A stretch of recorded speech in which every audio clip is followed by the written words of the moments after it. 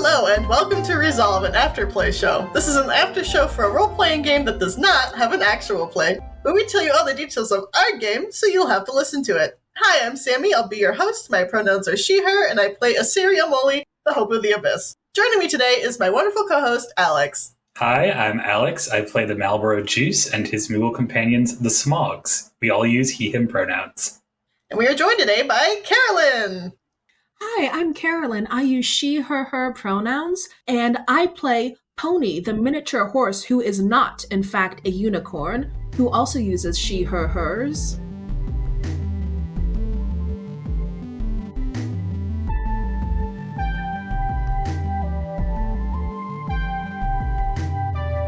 Welcome, thank you for joining us today. Now that we're all here, Alex, why don't you tell us about the actual play? Previously in Effete, Poni dashes ahead of the pack and gets plucked from off track by the manticore. After some miscommunication and with the help of a magic flower, the manticore shows Poni the true form of the world, a cave. The rest of WorldCorps finish the day's leg of the race and chat with an official about the strange change in terrain. Tau reconnects with Poni and Smog gathers everyone at their cabin. Smog deconstructs Rig to finish up his airship and offers the shell to Poni for her armor. While Smog installs parts, the party adds aesthetic embellishments to the airship. Tau adds a license plate reading WRLD space CAR. They ride the vehicle back to camp and gather food from vendors in the water. Assyria notices a strange pull downward in the water instead of a pull from the moon.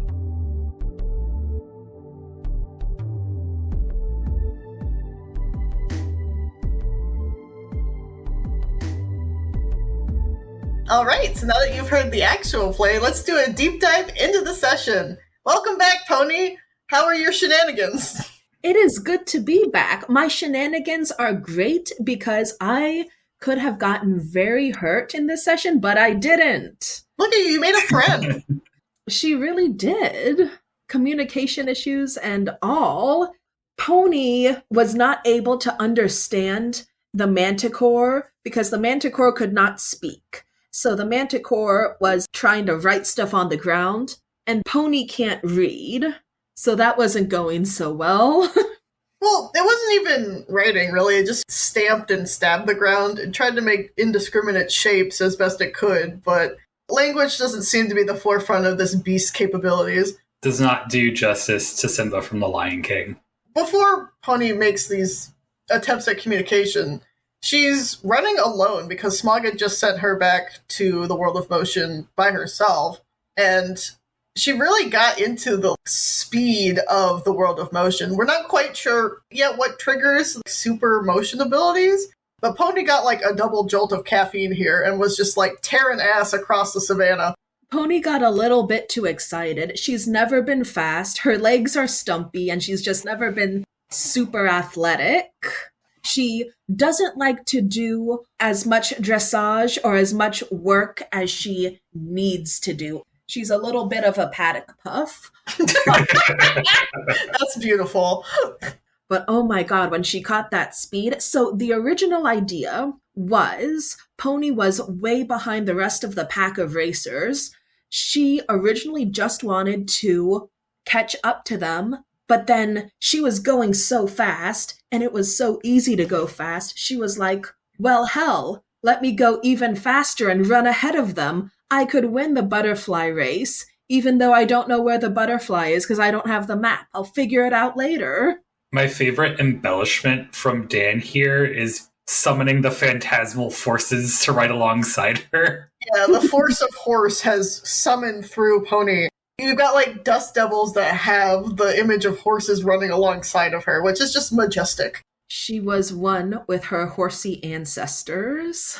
It's gotta be liberating for what is essentially the pug of the horse world. She's never seen Spirit Stallion of the Cimarron, but it's another DreamWorks movie that I have to work in somehow, since Poni is from the Shrek universe. You're so right. That one is very explicitly not about a talking horse, yes? Yeah, but at the last minute, the studio chickened out and they had Matt Damon voice the horse's internal monologue. Originally, there wasn't going to be any voiceover or anything for the horse, but then they were like, oh, kids won't understand this. So they got Matt Damon in. Shit, that was Matt Damon.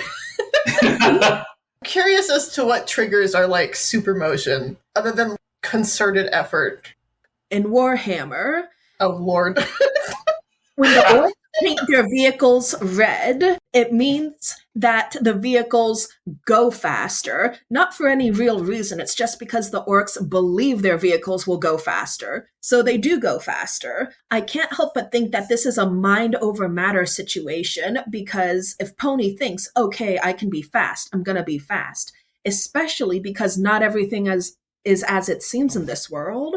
There's also a purity to Poni's thought on this. Other racers all have these different goals that they're trying to achieve, and the rest of the party has been really concerned about how do we move all of this to trigger revealing the WorldCorps, whereas Poni in this moment is just like, I want to go fast. You gotta go fast. And I think there's something about that purity of thought, leaving everything else behind and putting it out all on the track, that lets Poni do this. It could be also just the goal-oriented nature of it. Last time when Asiri triggered this effect, there was only two things different. There was the fact that she had the goal in mind, which was to catch up with the other racers and talk to them, and that Geyser was riding on her back. And I don't think it's as simple as, oh, you just become the carrier animal in this situation, because other creatures have done it without a rider. So it may be just the fact that you have a goal in mind, and that's what's propelling you towards it. There is a little bit to the concept of being the vehicle, being the means of conveyance, though, because there are a bunch of other people like riding animals. There's this idea of steeds or vehicles that we've seen with all the other racers. No one's running. Yeah. On two legs. As far as we know, nobody is just free sprinting. That'd be a good thing to look out for. Yeah, we'll have to see if that holds any water while we continue going on. Poni is running across the field. That is the point in which the manticore notices her and then swoops down and picks her up like a rabbit from the field, a la a hawk, and takes her off to some distance away from the rest of the racers. See, my thought was like Lakitu from Mario Kart. I don't think it had a giant fishing rod to pick us up. You're too far off track. Reverse and then shaking the finger at you. God, I haven't played Mario Kart in like 100 years. I love that while in the Manticore's Vaw, Poni immediately turns to violence. As a prey animal, that was her first instinct. And not just as a prey animal, but also as a fighter. Restricted from flight because you are flying and you are an animal that does not fly. So fight is the only way through in this situation.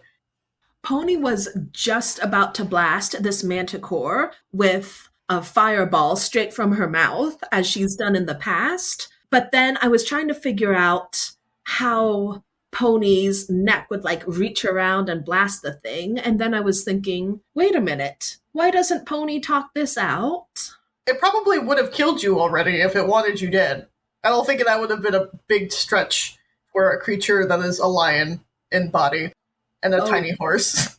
When Dan said that the manticore wasn't chomping down very hard, it was like, okay, maybe this is someone I should get to know. I've appreciated how Dan has done characters who can't speak, because this is the second one following Lone. It's always nice to see some variation in the communication tactics we have going here. It's very clear that this creature is intelligent, it just can't speak in the same way we do. And I like that it's pawing the ground and it's trying to draw things with its tail, and it's just doing what it can to communicate whatever this critical thought is to Poni, who is oblivious. Yeah, I was wondering what the reasoning for landing in a more rocky area is, but I guess that makes sense if you need some ground where someone can see what you're drawing in rather than a bunch of grass. Yeah, exposed dirt is easier to see. Digging up grass is a pain in the ass. I don't know if anyone's had to do this. It sucks. Grass is the worst. It's a zero alert to just let your lawn run wild. Don't let it grow wild. Rip it up and put in local species that you don't have to take care of. Let those go wild and then be better for your environment. Thank you. There we go. This has been my PSA. Does anybody understand what the manticore was saying at all? No. Not at this point. Okay, so at the end, I kind of figured that the one that circled was an indication for the questions that Poni was asking. But for the life of me, I could not remember what Poni just said. Neither Carolyn nor Poni had any idea what this manticore was trying to communicate. It stamps the ground 6 times initially, and there's 6 of us in the group.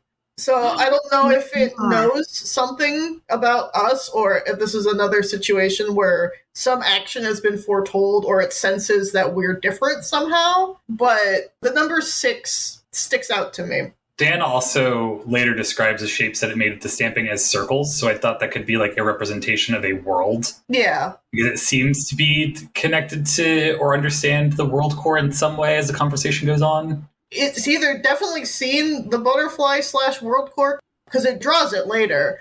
And then it finally clicks. 'Tis not a mindless beast. We just need to crack the code. Yeah, I love that when it draws the butterfly and then puts an X through it, Pony's like, are butterflies evil? Is that possible? What would Pony do to an evil butterfly? Horses do eat bugs, mostly on accident. I guess it depends on how big a butterfly we're talking about here. Are we talking like a regular one? Are we talking like the monarch from the Venture Bros? Are we talking like a Mothra? Oh, I love Mothra. God forbid women do anything. Oh my god. She was just girl bossing. Mm-hmm. So was Godzilla. Honestly, though? It's a sleigh. Certainly slayed a lot of people. After that, I get the sense that it's trying to warn us we're being watched again, maybe, because it makes the eye picture, or it's saying that it's been looking at us. I don't know. It's so unclear. You could interpret these simple symbols as anything. There's so many ways you could look at an eye and be like, well, we have been watched, but oh, this thing could be watching us. Or we need to be cautious of something. Or there's like an eye-shaped object we need to locate. The eye of the race. The eye of the race. The eye of the storm. We did say cat's eye, so it could be the eye of the tiger. The thrill of the fight. Eye of the tiger, it's the thrill of the fight. Anyway, I'll stop there. At this point, Pony tries to bring out the tablet to use the translation technologies she has learned, quickly realizes it's a little more complicated to figure out the logistics of that because Pony doesn't read. I keep forgetting that I make this character decision. She's surrounded by people who can read, and she can recognize symbols. She knows what an exit sign is for. She just doesn't know that it says exit.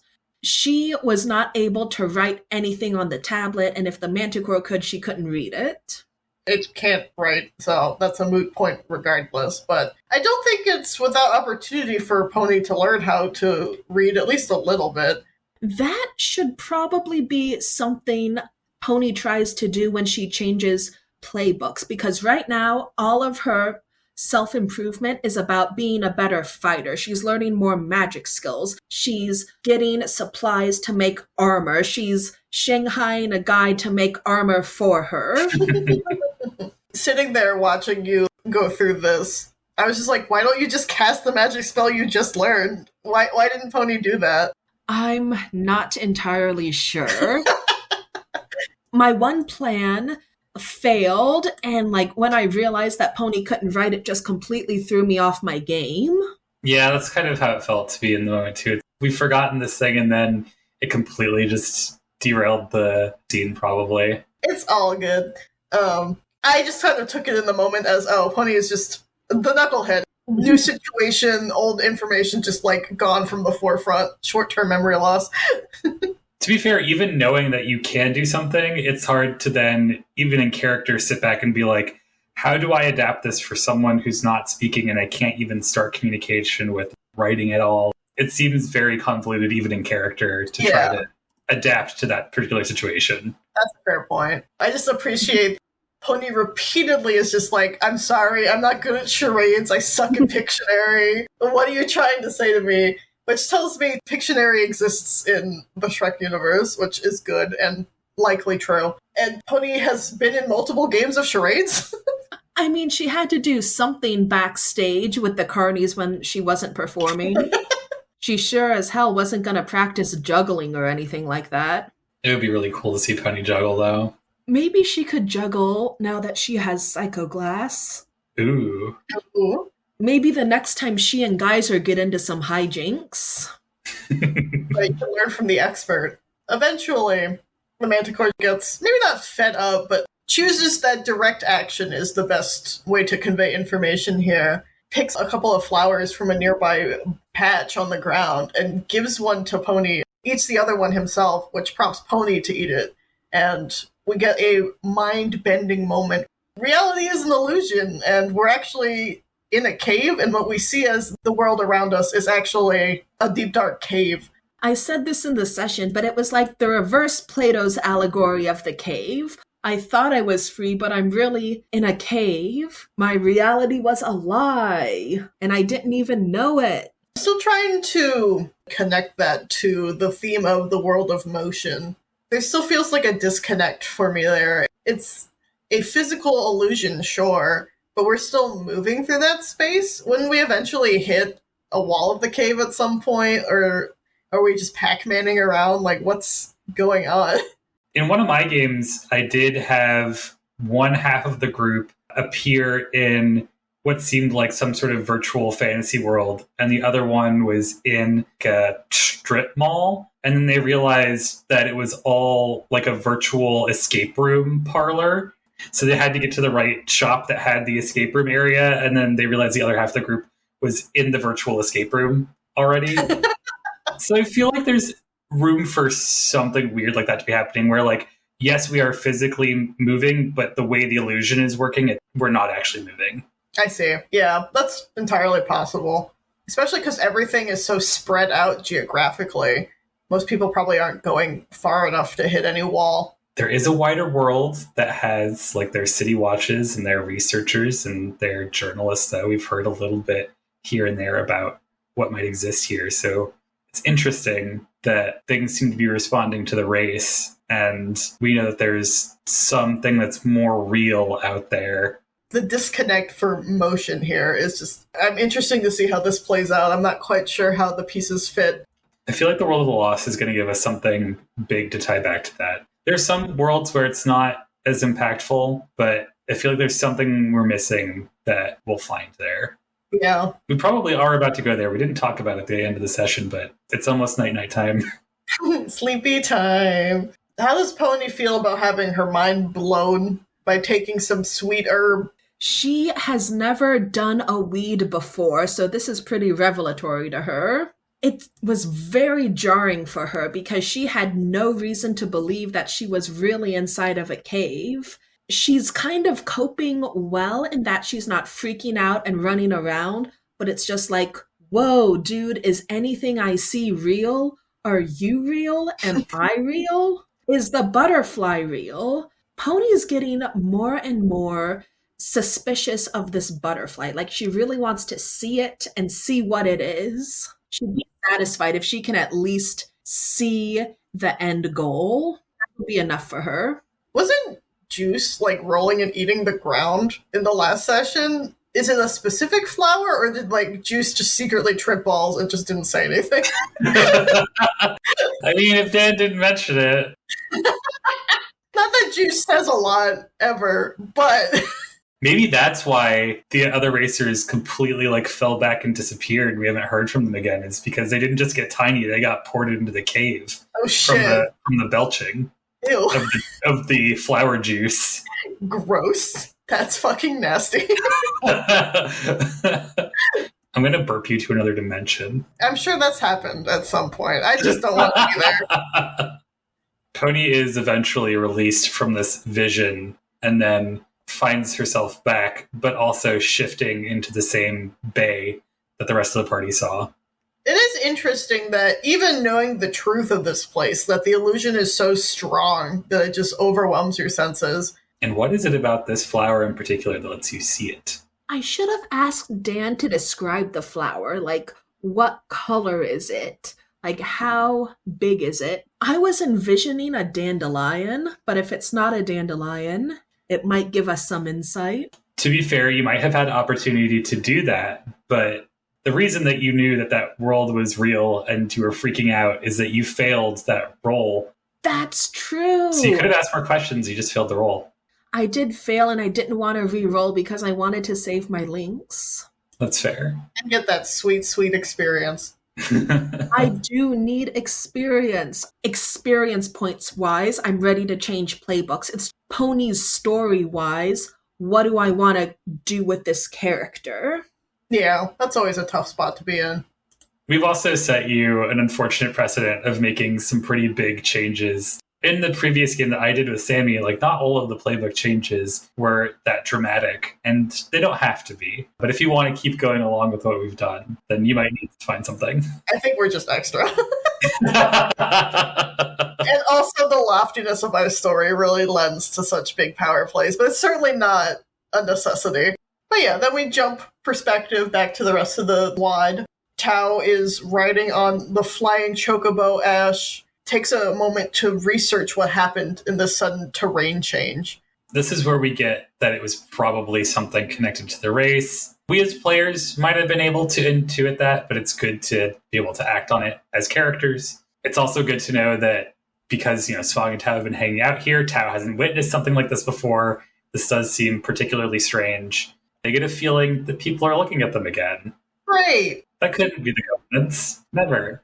Goddamn governance and my goddamn world traveling. I don't want to fight another thing. Like, I'll kick its ass, don't get me wrong, but it's very distracting. It would be scary if, like, part of why this world is messed up, there's this giant illusion that's tricking us, is that they've got their hands on the WorldCorps, or some part of it or something. Is the governance the one that scattered all these WorldCorps? Maybe the reason they can't connect back to our original worlds is because the governance stopped the transmission in mid-summoning, and now we're kind of landlocked because humanity has gone too far. We're the, missing link that connects these two pieces. Alternative wacky theory, the governance had world traveled away, and that's why there wasn't any word from them for a while, and the world travel event that summoned us also brought them back into the fold. God damn it!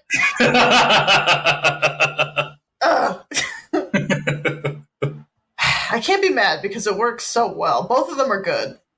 But it's just so frustrating. To not know? Yeah. I must know things. I'm fine with not knowing. I feel like we have time for that to boil out at some point. Yes, but I'm impatient. While Tau is having this deep moment of introspection and thinking about what they know about this place that they've lived in since the Tau connected multiverse existed, Smog is just having a Titanic moment, and it's just fresh sea air.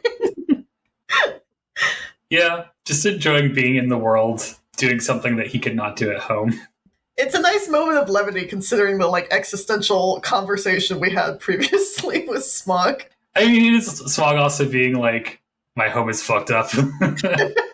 Yeah, Siri decides to hop into the water at this point. I mean, she can't not. If there's a large body of salt water, she's going to stick her head in it just to see what's going on at a bare minimum. And where we were immediately, it wasn't deep enough for her to really do anything except stick her head in, but she's going to spend more time in the water. You just wait. What happens when we're just completely in the sky in the next transition? Will people just start falling? How the hell is that going to go? I don't know. I have no idea. Siri will carry whoever she can carry, I guess, because the magical water bubble equals flight. But for everyone else, they're kind of fucked unless they can also fly. Maybe we didn't talk to enough racers, but we didn't find out that anyone got water in their engine, or their tires weren't high enough to get them through this water, or they just weren't riding the right sort of animal to get them through the water. Yeah, we did see once we get to camp that the bikers lift their bikes out of the water, but I don't know if that's a result of them being stopped and then therefore subject to the whims of gravity, because they do seem to be some sort of magical bike, question mark. So not really sure how they exactly operate. They do still finish first in this leg, although I think Dan said that pretty much the party was right behind them. People are surprised to see WorldCorps again. They're like, hey, didn't you fight the big thing that attacked? Yeah, we kicked its ass. Yeah, we decided the best person to talk to is one of the officials to figure out what the hell is going on. Dan has to introduce us to the world's most cryptic, also dragon creature similar to Tau. A generic wizard RPG voice.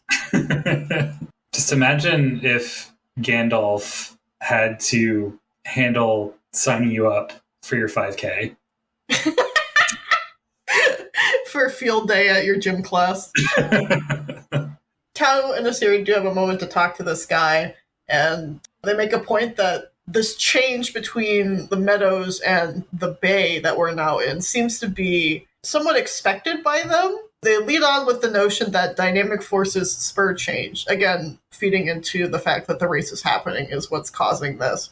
I don't know if this was orchestrated by the race operators. There seems to be some other factor at play here. I mean, this man also does not seem to understand why this happened either, just doesn't seem surprised by it. Yeah. We even had to engage the lie detector and make sure that everything was kosher.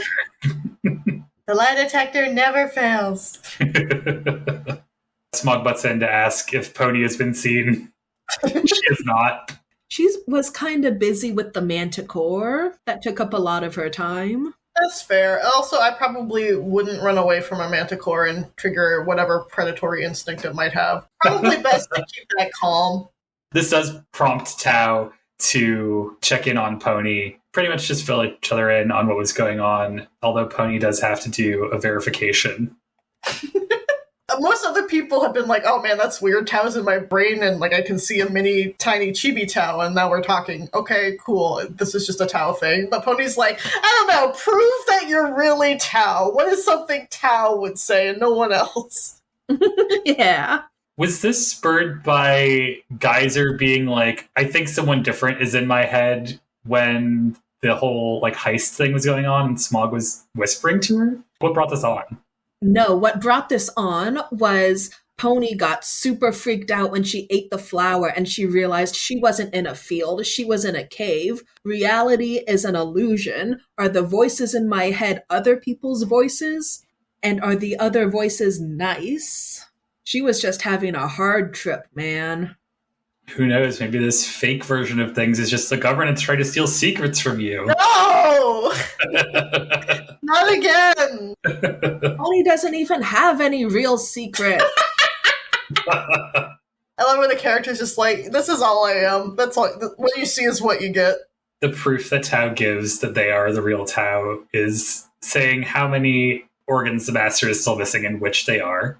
And then Poni's like, I don't know how to count. Not even to that's a 2.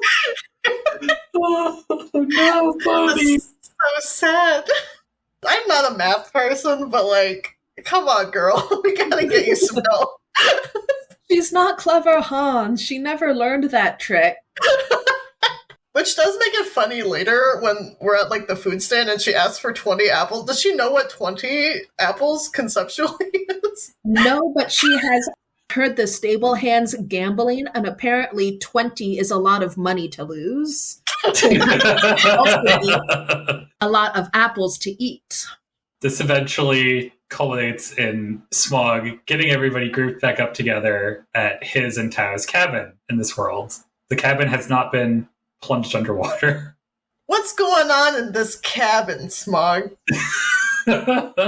Not chocobo raising and not making an airship, because those have their own buildings that are larger because they need that much room. So is it like a single room cabin, or like Tau and Smog just like sleeping in bunk beds? I just imagine that it has a couple rooms, but it's really small, because having multiple horses and having a horse pen, I feel like that would have to be pretty big. And then definitely making an airship that is supposed to fit both Asiri and Juice and everyone else. You're making an Airbus. Basically. I was more thinking about the size of the other things being large than the cabin being really small. That's fair. But I do like the idea of all this like interesting mechanical technology and this like really nicely built stable system, and then a dinky ass little single room cabin. There's something very funny to me. Like, I am my hobbies and nothing else. Tau can go dance anywhere. That's true. It just pushed some of the like junk from the garage out of the way, and that's a dance floor.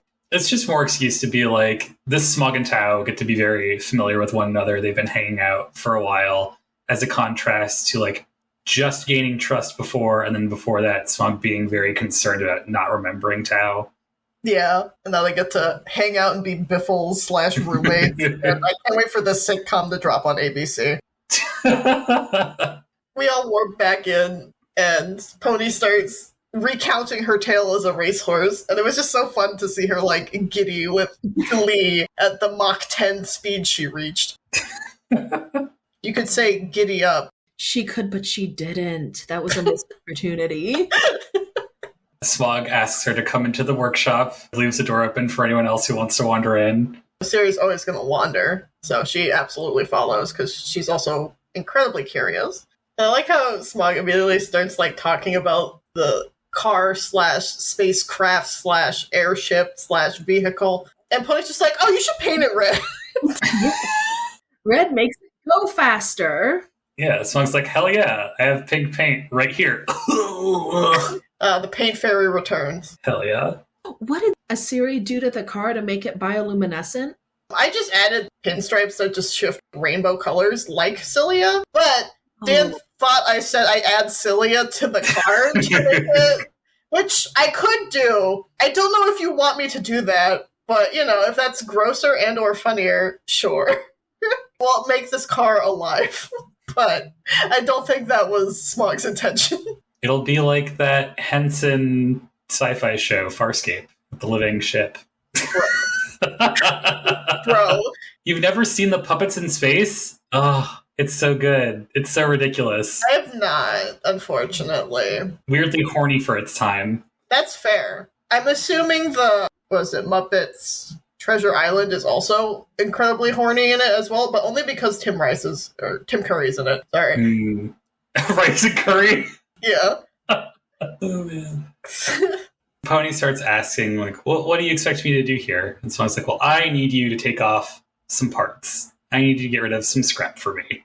And that scrap just happens to be a railgun. Named Rig. Yup. And it was just like, bro, he took it apart. No way, bro. He's gotten rid of his past self, bro. Bruh. Bro. Yep. Ejects the crystal processing core, uses that for the engine of the new vehicle, and is like, well, Poni, you can use this shell as armor. You can craft it into that. And then Poni was like, no, I will have Umbra craft it for me. Yes. That a girl. That is what we needed to complete 2 different apparitions from Smog. So as soon as that actually gets to Umbra through Tau's world with a note, we will have both the car and a new set of armor for Poni. A new car! A new car! Also, the bits that Tau unceremoniously kicked through the wormhole are gonna sustain some damage because they weren't placed or gently transported, they were shoved.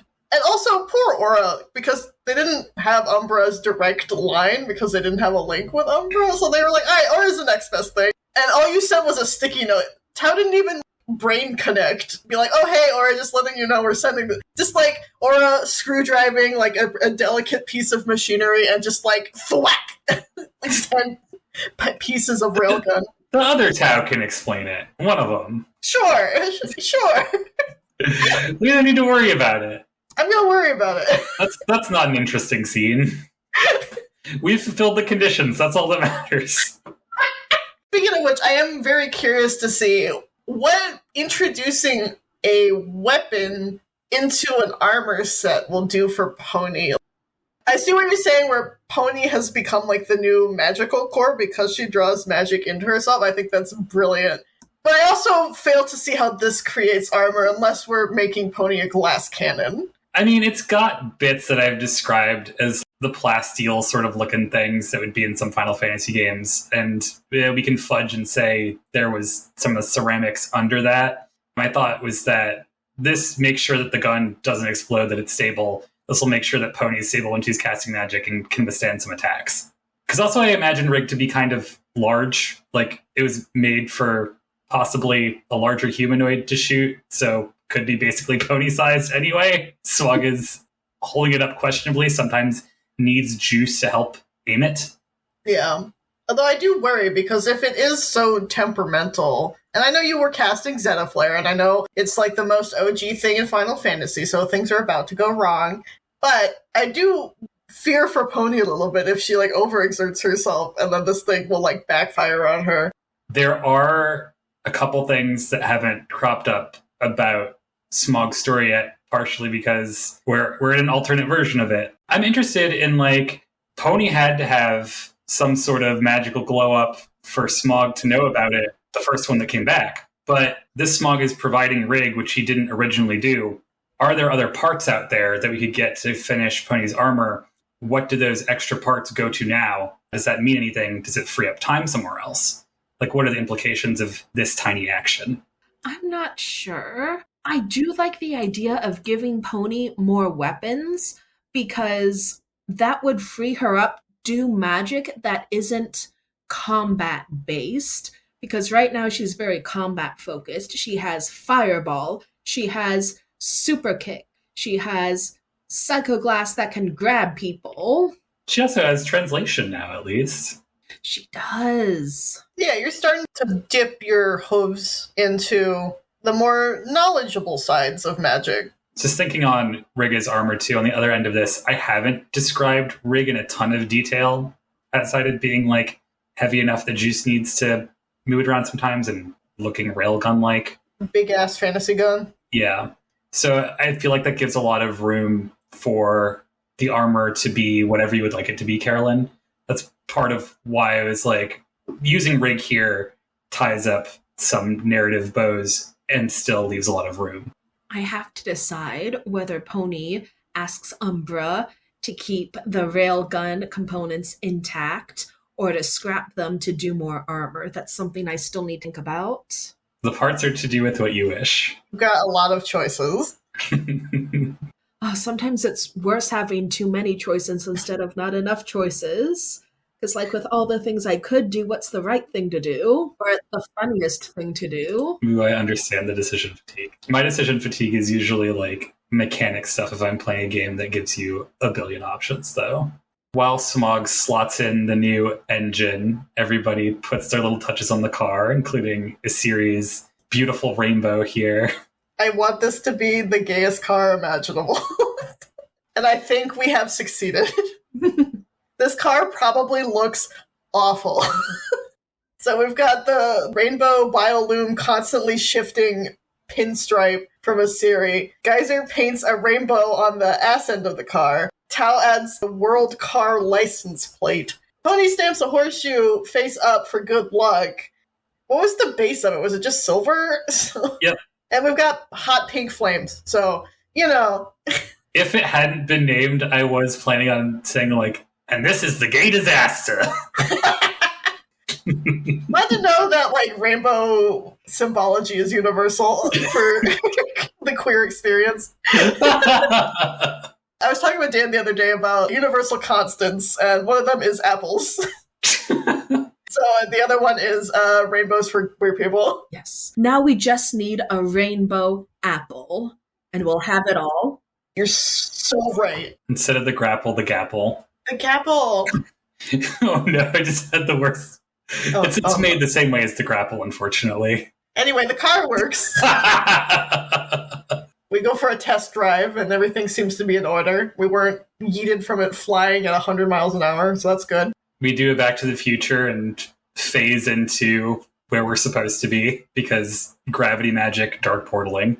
I'm sure the rest of the racers are like, what the fuck is wrong with them? They keep showing up and vanishing, and then showing up and vanishing. Why are they even doing this if they can just pop where they need to be? Yeah. Go get the butterfly then, idiot. And here our snack adventures begin. My favorite thing about Asiri is how she is incredibly food motivated. Keeping count of the Asiri food tracker, she hasn't eaten in a while, and that is a problem. Oh no. We took the opportunity to cause a little bit of chaos and go annoy public food service attendants. I'm thinking now, part of the fun of being the connected and knowing it's the same day is that whenever I'm off screen, my character can be eating and pooping. That's good. I also like how Smog built an entire kitchenette into the side of the car, and it's just loaded with ramen noodles. He meant to have it stocked with some vegetables, too, to go in the ramen, but the chocobo ate it. Of course it did. He asked people to go off and find him some things to add, but I think they all forget in their extreme hunger. Asiri eventually working her way over to 20 pounds of fish, Poni getting 20 apples. She started at 10, and then once Poni was like, hey, I want 20, Asiri was like, can I have 20? This is a reasonable thing to scale to me. Yeah, I can fit 200 plus in there if we really want to push it, but I won't say no if you're curious. And this poor cook is, a grilled cheese Tau. Yes, that makes sense. Yeah, Tau, the rational one. Grilled cheese and a chocolate milk. Let's go. Also has to endure Juice just straight up eating a trash can. Good for Juice. And then send Geyser off to the concession stand because that is where they have the cotton candy she so craves. Because she is cotton candy, she must fuel herself with the power of cotton candy. Sugar begets sugar. Sugar begets sugar, and clown begets clown.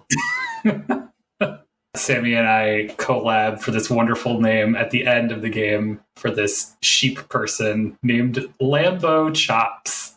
The sheep person running the concession stand is just very confused by Geyser, which I feel like most people are, but even more so because they're a food attendant, so they've probably seen some shit. And Geyser orders 7 pretzels and 9 stalks of cotton candy or something absurd. Immediately after ordering, Geyser is just like, do pretzels taste good? See, that could have been a terrible turn in the conversation, but she found their hyperfixation. You're so right. Before even tasting it, she asked if it tastes good. Dan did in the middle of this say, I can't keep doing the sheep voice. Whenever there was a long A or whatever, he was like, have a great day, or something. He did bring it back every once in a while to the conversation, at least. E for effort. I approve. Not content, and also wanting to make up for the meager quantity of food that she deserves, but she could want more. Asiri was like, all right, well, if they're fishing off the back dock, then I'm going to go fish off the back dock because I'm much better at it than they are. And Geyser tags along to go exploring. And Smog's like, can you just give me some seaweed? Just something. Because Asiri offers, and Smog's like, well, I'm not going to get any of the fish. I'm sure you're going to find. So seaweed, please. This is true. They go putz around. Geyser explores a few things, summons a trash bag to fill it with seaweed. And then Asiri goes fishing and catches a substantial quantity of fish, but then decides to be nice and give half of it to the cook, so she didn't take so much of their stock. But in the process of swimming around the bay, she realizes the water isn't being pulled by the tides like she would expect. The currents aren't quite right. In fact, they're not being pulled by the moon at all and are headed down, directly down. And this is the second time Asiri has gotten the notion that something is not right under the soil. Yeah, and Geyser's like, is this a drain? Is there a giant hole that's pulling all the water? Asiri does not know the answer to that question, but it does feel weird. Yeah, Smog takes a close look at the map. It's like, do we know what elevation we're supposed to find the butterfly on? Maybe there's a sighting over where we actually need to be looking. So it's like, well, let's go underwater, and if we need to, we'll go into a driller mode tomorrow and go underground to try to figure out where the hell this force is. I'm gonna be so mad if it's just literally the Wrld Car, the core of this world, in the center of the goddamn Earth. I don't know. I can't help but feel like it is a butterfly or some equivalent creature that has attached itself to the WorldCorps or found it in some way and is hiding it and hoarding it. Kind of like a final boss we'd have to defeat before getting towards it. I really hope that at some point Dan watches Tsubasa Chronicle, because it is ridiculous, but it does a very similar thing with its world travel and the way it's powered. The group in that has to go find these feathers that are memories of when people in the party. Inevitably, someone finds them and uses their power to do something ridiculous or evil or something sweet that just has to be destroyed so that this other person can go on living. If that's the case, it would be very similar, and I feel like Dan might appreciate it. And the very last thing we see is Geyser trying to make seaweed snacks for the road trip, cast a spell to heat dry them convection oven style, and that attracts a few watchers from the crowd. So we end up with our mystery of underground, the water, and free snacks. Well, if only we'd said it, that could have been the name of the session too. Free snacks. Free snacks. Siri can't eat them though, sad face. Would y'all have done anything differently? I think I'm good this time. I got to do the thing I've said I wanted to lead up to for a couple sessions now. I think we're going interesting places with Smog and Juice. Yeah, I'm happy. Yeah, I'm mostly content. Everything Asiri wanted to take a look at was pretty much covered here. I feel like Poni could have communicated better with the manticore, not just using translation, but also asking more questions and trying a little harder at charades.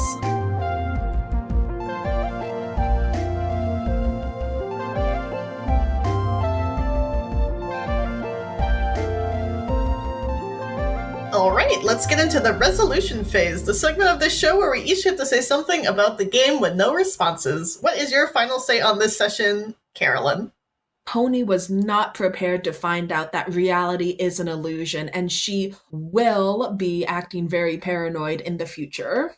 I am not currently on many social medias. I have a Discord, but if you know, you know. So I guess you'll just have to catch me at your local board game night. Nice. What about you, Alex? Now that we have a clear picture of Smog before Zeta Flare leading to Tau's Smog, I wonder how that looks leading to the Avatar of Alexander.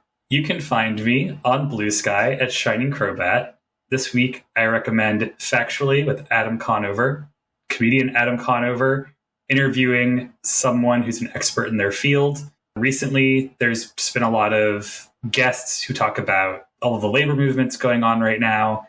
I really liked the previous episode where they talk about the strip club that just got unionized in LA. That would be an interesting place to start, I think. But all the episodes have been great so far. So check them out. And for myself, Asiri, well, the Abyss rather, is very upset that the oceans aren't behaving in these worlds like the way oceans should. That's just disrespectful and rude. You can find me cackling and boiling over a bubbling cauldron as I prepare my most perfect witch's brew. This has been Resolve, an afterplay show. You can find us online at most social media sites at ResolveAP. Except Instagram, which is at ResolveAfterPlay. Thank you so much, everyone, for joining us today. You can buy the game we're playing, Interstitial, Our Hearts Intertwined, from its creator, Riley Hopkins, at linksmithgames.com. All links will be included in the episode description. Thank you again for listening. We end our turn here, so now it's your turn. Tell us what's happening in your game.